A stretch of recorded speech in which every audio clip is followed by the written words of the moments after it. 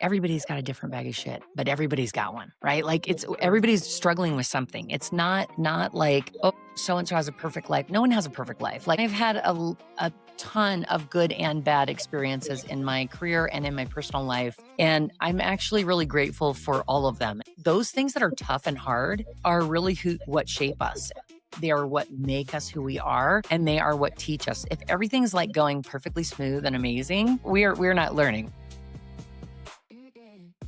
Hello, everyone. Welcome back to the pod. Today, I am joined by Carrie Hunter, who is a dynamic speaker and leader and the CEO and founder of It's Not That Serious. What a great name for an organization, honestly, because the world is on fire. It's Not That Serious is a global women's lifestyle brand and storytelling platform focused on community, mentorship, joy, and reinvention. Carrie brings with her more than 25 years of executive sales and leadership experience across technology, women's leadership, and the AEC industries. She's built a reputation for scaling organizations, transforming teams, and leading with both candor and humility. But what I appreciate most about you, Carrie, is that you talk openly about the realities behind reinvention. You talk about mental health, identity shifts, illness, community, and what it means to rebuild yourself without pretending everything is fine. I hope that you are able to bring that kind of honesty and leadership to this conversation because I know that people are craving it right now. Welcome to the pod, Carrie. I'm so glad to have you. Yay. Thank you so much for having me. I'm so excited.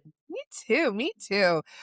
First of all, is there anything about you that the audience should know that I left out from your intro and your bio? Oh Anything gosh. that, Well, I've had a wild ride.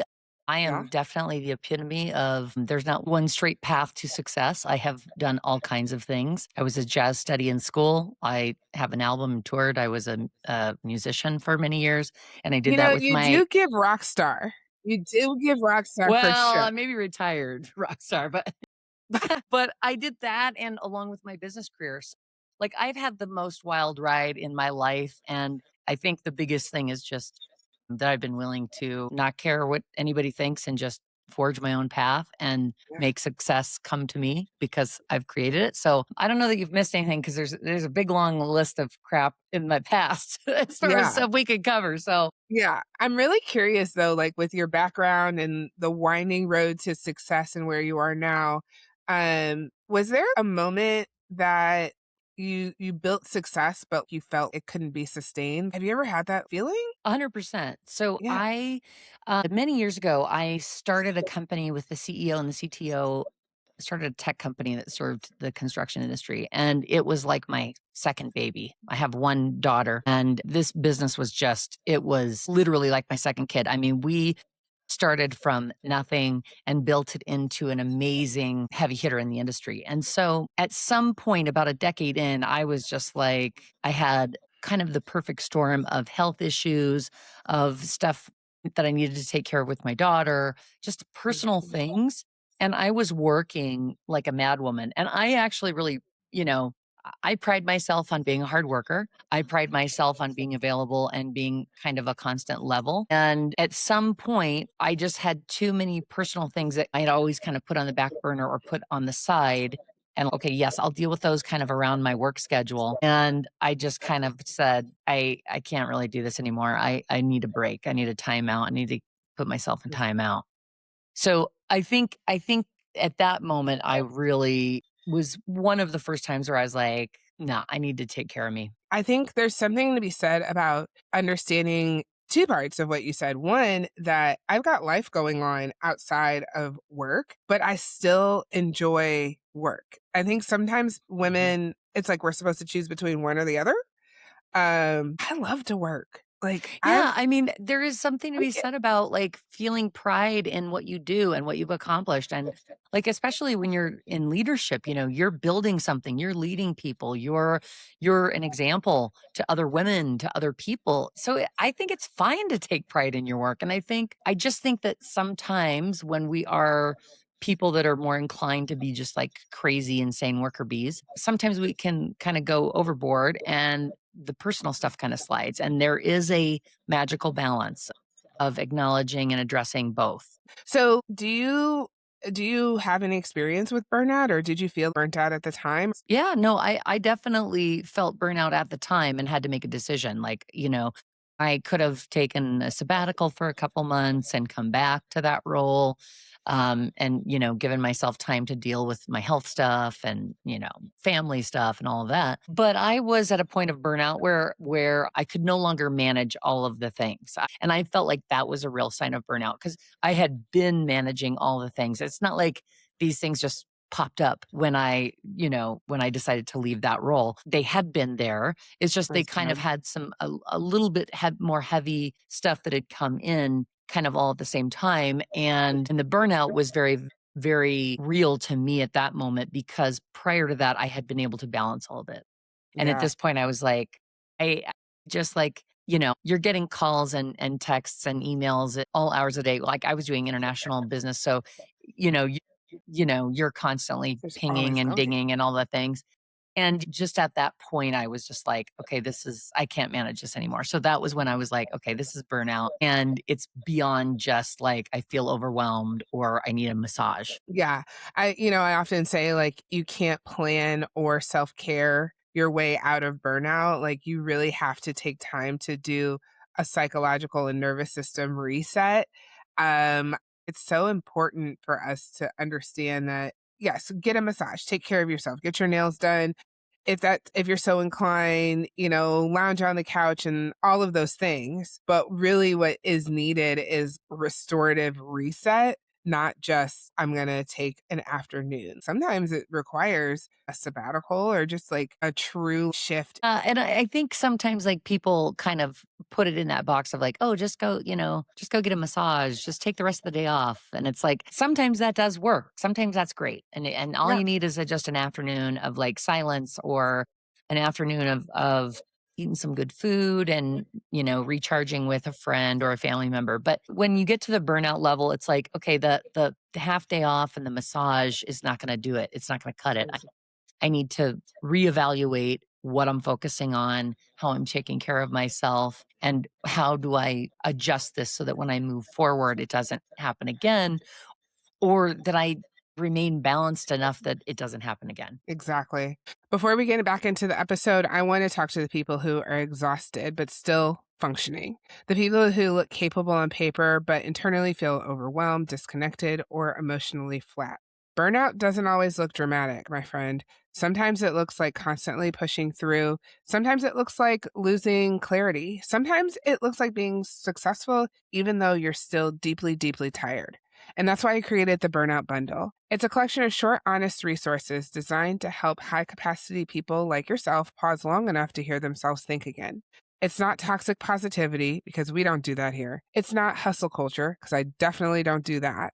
And it's not optimizing your morning routine. It's a practical reflection, a nervous system awareness, and a space to recalibrate before burnout becomes your entire personality. If you've been operating in survival mode, my friend, you don't have to. You just need this burnout bundle. You can find the link in the show notes. Let's get back into this episode with Carrie. So let's talk about your business. It's not that serious. You've built it around joy and community and storytelling. Why are those things important to you? Well, I spent so much time in tech serving construction. So I spent a lot of time with all the guys. And I really Mhm. loved it. I have some fabulous colleagues that came out of that I absolutely love. But in that space, it is very sparse with women. And so I did a lot of work focusing on women in construction, women in tech, women in STEM, as well as mental health, as well as diversity in construction, just kind of looking at the groups that were smaller than your traditional group in a tech or construction space.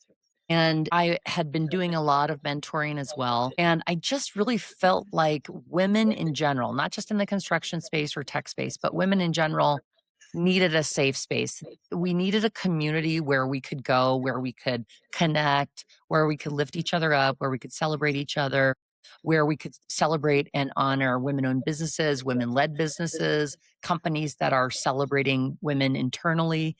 And I just really felt like that was needed. I felt like women were feeling really just kind of tired and frustrated and disappointed. And I just really felt the calling to do it. And so while I was still in my executive role, still my VP role, I created It's Not That Serious. And it was designed really to be that safe space and that network for lifting women and women owned businesses. Uh-huh. And I just felt like it was a big need. I also felt like within my women's executive groups, there was this real sense of loneliness, of just Hmm. feeling really alone. And so every month on the website, we do a women in power highlight, a whip highlight. And that whip highlight is focused on not a not a resume highlight, not a career highlight, not a life story, but it's a specific story from each woman about something tough that she went through and how she got through it. And the point of doing that, the reason that I came up with that and wanted to do that was because I felt like women in corporate specifically, but women in general throughout their life, we have to look perfect, act perfect, Yeah. speak perfect. We have to perform outstanding. And so while we're climbing our way to the top, we are creating this like perfect image. And this perfect image, like when we get there, we're like, shit, like I can't be vulnerable Yeah. because it'll make a crack in this perfect image I've created. And so then you get all these women up at the top and they're like super lonely because they can't be vulnerable. God forbid I say something about my kid's a hot mess, my health is a hot mess, my finances are a mess, my husband's cheating, my parents are dying, whatever. Pick a topic. They're all over the Yeah. place. And so it's like we aren't able to share that once we get up there because of what we've spent so long and hard creating for us to get there. And so that whip highlight was really designed to weave that common thread between women to say like, no, like you're not alone. There are many women that look like you that have same experiences as you that are going through the same things. And that was really the idea of that and part of that whole safe space for us to celebrate each other. It's so powerful to be able to tell our stories and to be able to share that with each other, and find connection in those through lines. Man, it's really bullshit, honestly, of having to feel like you got to be so perfect all the time. You got to be the perfect image of, if you're a mother of motherhood, of the perfect employee, you got to look this way and all. And then when you start like peeling back the layers, nobody can sustain that. No. It's exhausting. And then you wonder why people are burnt out and sad and, like you said, lonely. I think we just struggle so much with things privately. Storytelling is a big part of how you envision breaking that cycle. But what are you hoping people get out of the stories? Further connection, yeah, but Ab what else? abso Absolutely, that, the reality is, I always say this, like, everybody's got a different bag of shit, but everybody's got one, right? Like, it's everybody's struggling with something. It's not like, "Oh, so and so has a perfect life." No one has a perfect life. Like, no matter what it looks like on the outside, the reality is everybody is struggling through something. And some may be struggling with different things. Like you may, see somebody that's loaded that's like, oh my gosh, they aren't struggling with nothing. They're living the high life. But there's something. There's something for everyone. And that's something I've learned just from these stories, a couple dozen women that we've done these whip highlights on. Everybody's got something. And so the intention is really just to give real life examples of badass women that you're like, oh my gosh, I could never tell her because she's so amazing. And oh my gosh, like she would never be able to relate. No, she can. And Yeah. here's an example of that. And I think it just again, it just helps us not feel so alone. And it just helps each of us kind of, again, see somebody that looks like us, that has experience like us, that went through something bad like we did, and how did Yeah. they get through it and how are they dealing with it? And just like sometimes it's just knowing someone else also experienced it. There's this thing too of like we get in this hierarchy of pain or hierarchy of like suppression and oppression of, well, you have it and this, but did you hear about this and I have this? And also there's so many things about being a woman now that I didn't know that I was going to experience, or I would see my elders or people who are older than me going through, but they never talked about it and they Right. never shared what made them different or the same and how that contributed or pulled away from success. You know what I mean? Yeah. So how do you now define success? Like what does success look like for you now, Carrie Hunter, after you've built businesses and telling people stories. Like, what does that look like? Success for me is being able to live authentically as myself and being able to lift up other women in this universe because that is so needed. I feel like there are so many things that are like pulling on us, pulling us down over and around. And but success is that I can live authentically myself and find a career and find a cause and a purpose that helps lift others up.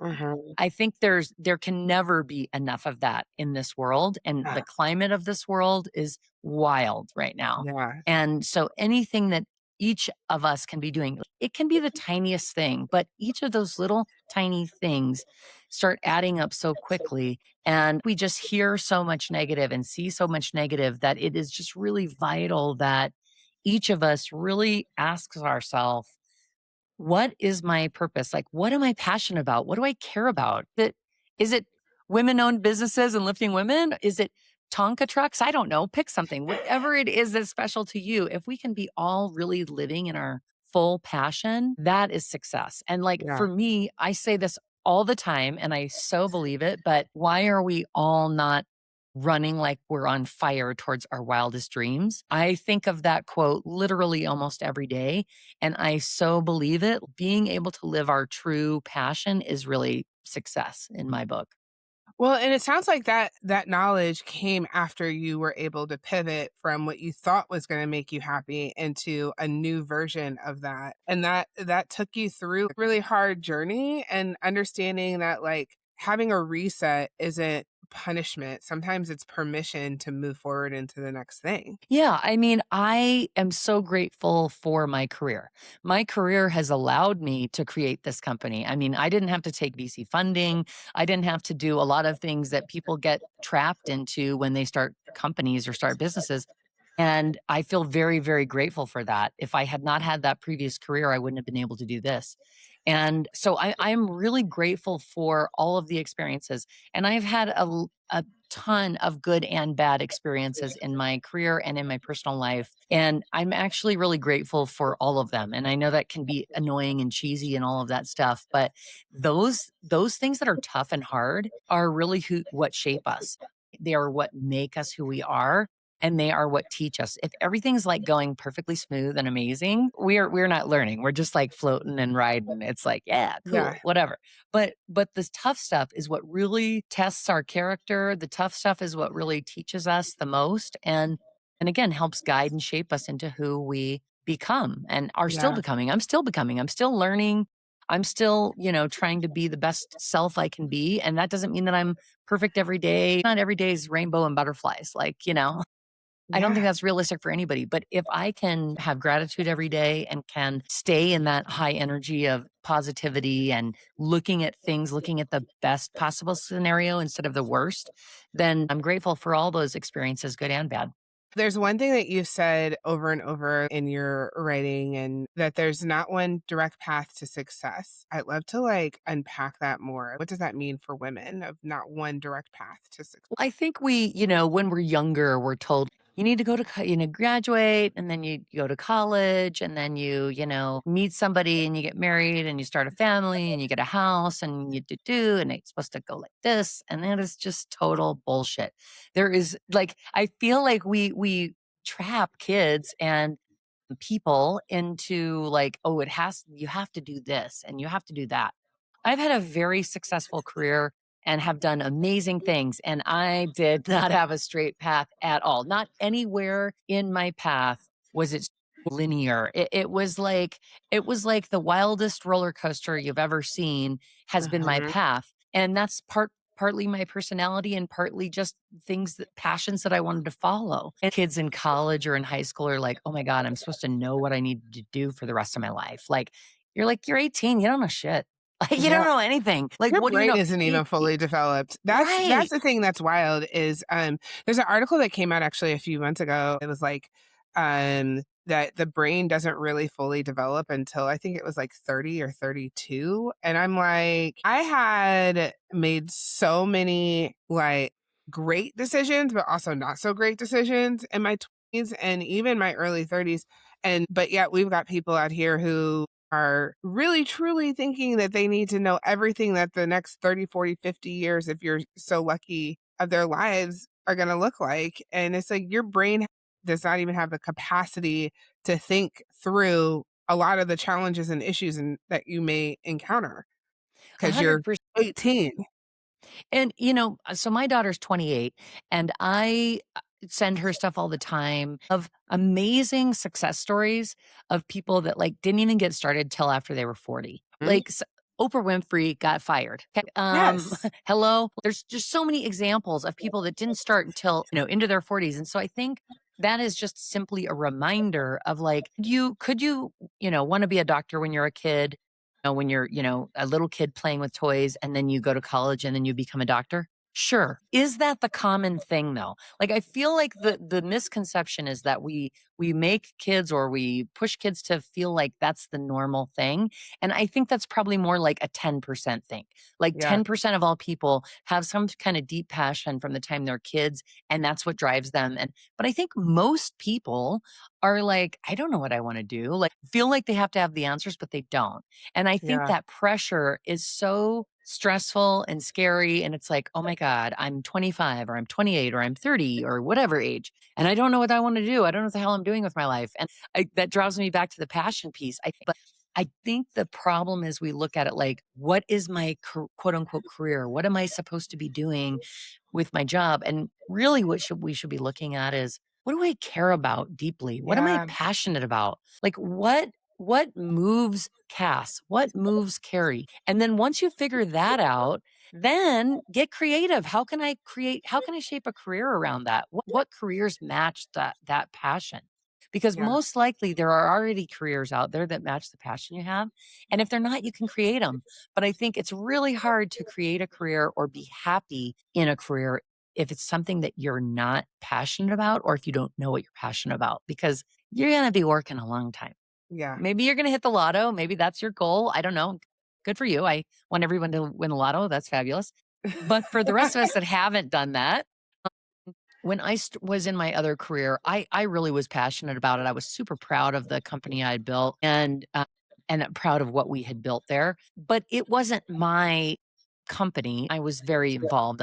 But was my ultimate passion this particular piece of technology that was serving the Yeah. construction? No, no. No. I mean, I know a lot about it, and I can tell you all about it all day long. But what was passion for me was something else. And so being able to figure out how to shape a career around that and do something that was actually living in that space was so important and key to I still have to pay my Yeah. bills, but it doesn't feel like a job. Or it doesn't feel like an obligation when you're actually living in your passion. I think there's a difference between being passionate about something and being motivated to get something done. I think Right. we think so much about what is motivating us. Because to me, some days the only motivation is that I got bills to pay and I got to get up and I got to get this money.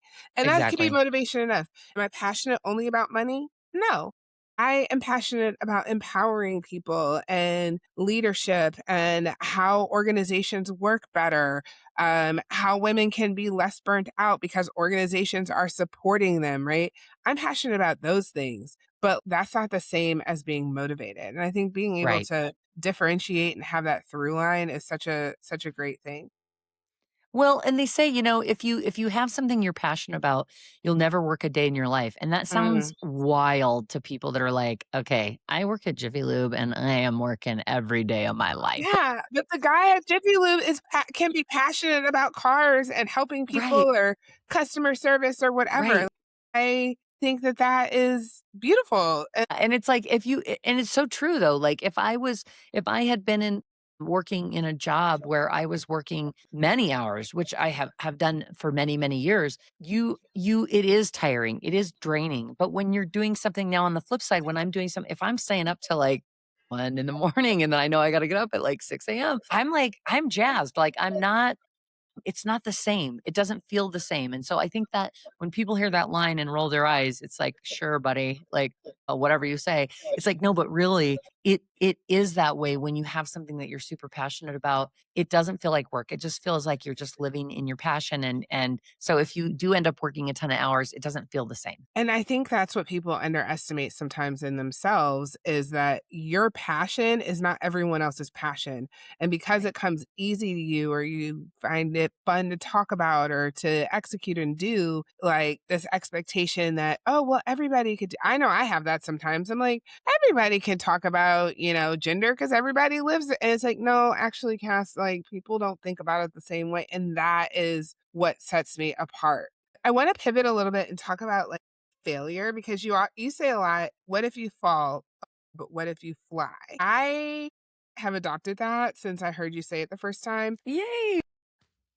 How has that mindset changed your life and changed your leadership? It has totally changed my life and my leadership because, and again, whether it's mentoring, whether it's my daughter, whether it's, somebody I'm randomly talking to, or even, on a podcast, when you are looking at the possibilities of winning versus the possibilities of losing, your mind shifts. You look at everything differently.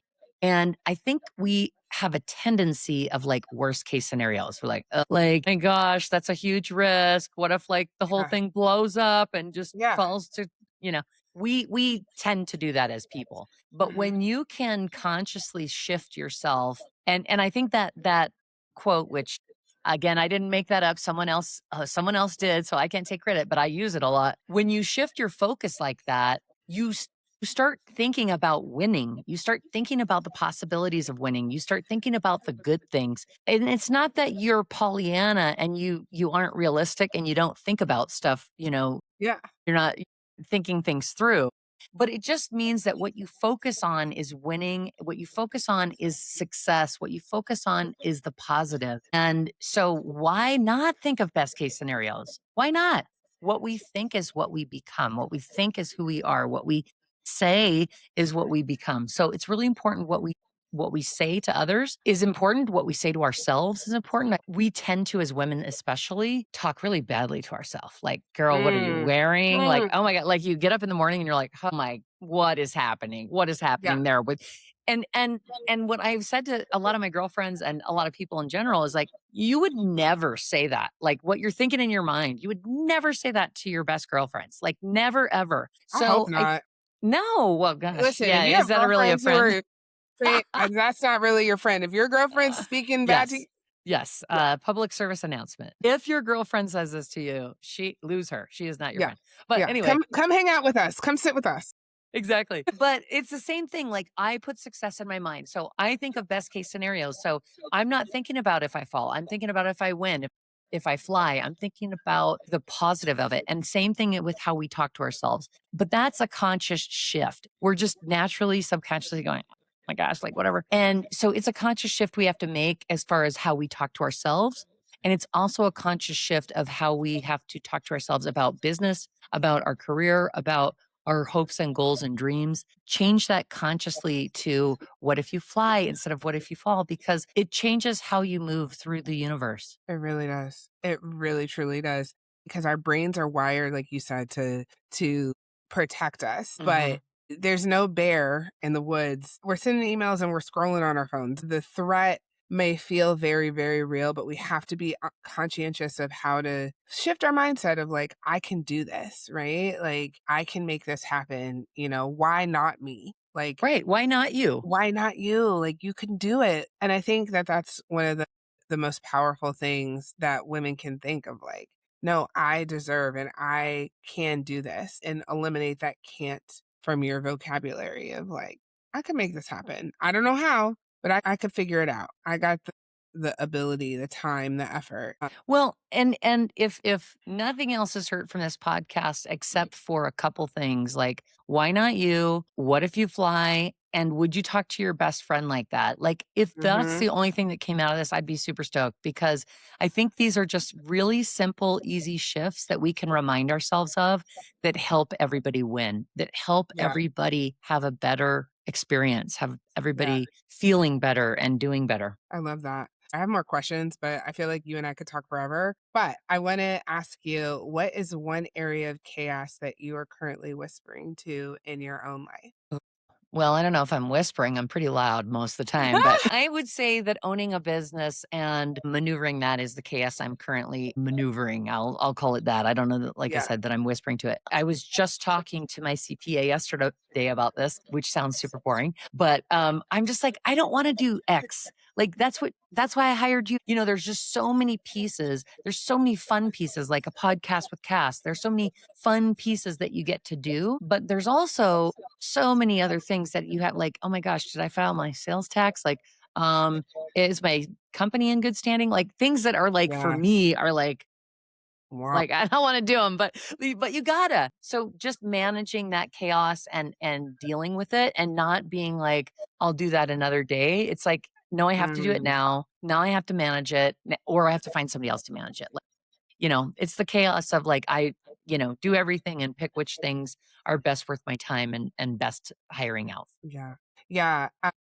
I love that. I love that. Like, pick what is best worth your time. Yeah, because our time is valuable, whether you're starting Yeah. your own business, whether you're running a corporation, whether you're a mom at home, pick the things that really matter that you do them, and everything else have someone have someone else do. Yeah. And whether that's, you're paying them to do it, you're having your kids do their chores, or whatever the case is, our time is valuable. And that's one of the ways to avoid some of that burnout we were talking about earlier, is like, is this valuable for my time? Or Yeah. does it make sense that I hire an intern to do this? Or does it make sense for me to hire a full-blown CPA to do this? Or whatever it is. I think we oftentimes as women, we're like, I'll do everything. And also it's annoying because so and so is going to do it wrong anyway, so I'll just do it. But it's like, is it Right. worth your time? Is it worth that mental stretch and that emotional stretch? It's like, no, probably No. not. So Yeah. figure out what is worth your time and do those pieces. I love that. One of the most powerful things that we talked about is like the burnout piece, but then also the reminder that reinvention like feels messy like when you're in it and you don't really know always what it's going to be like on the other side. Sometimes it's messy and slow or uncomfortable or maybe a little disorienting, and especially if you spend a lot of time in the same spot, like being dependable, being productive, being a specific version of success. And I really love that you reminded us that like there's no direct path, that we're always able to reinvent and maneuver, and it's not And that serious. it's not that serious. Give yourself permission. Like we put all these like weird rules and boxes around stuff, and it's like, who cares? Like, go for it. Like Yeah, if you spent, 20 years or 15 years or whatever in a career, and then you decide like, hey, it's not for me, who cares? There's no rules. Yes, you want to be, logical and you need to pay your bills, but like at the same time, removing those shackles of these like invisible rules and boxes that we put around ourselves and right. others. It's like, I have another line for you to put on a t-shirt, Yeah, put in your notes, but I honestly believe that fear of the unknown blocks us from our blessings, blocks us from everything. And really, you see so many people that will stay in terrible situations, whether it's personal relationships, whether it's career, because the fear of like taking the risk and going out and changing whatever yeah, is greater than the comfort of the pain that we're sitting in. Everything you ever wanted is on the other side of fear. And yeah. I truly, truly believe that if you can push through that fear, there is so much amazing stuff on the other side of that. And Beautiful. I'm living proof of that. Like, it doesn't mean people don't have fear that are successful. Everybody has Do it fear. anyway. Everybody feels scared at some point, or they think, oh my, what have I done? But if you can push through that fear, it's like, forget it. Everything can be yours. Yeah, beautiful. Awesome. Well, thank you so much, Carrie. Where can people find you? So you can find us at itsnotthatserious.com. We have also a podcast, Carrie It's Not That Serious. So you can follow us on Spotify, Apple, iHeartRadio, YouTube. Go to our website, sign up for the newsletter, listen to the podcast. We're on TikTok, we're on Instagram, we're on Facebook, we're everywhere. All right, friends, it has been a great episode of Right There with You. And Carrie, I look forward to talking to you another time. Bye. Thanks for having me.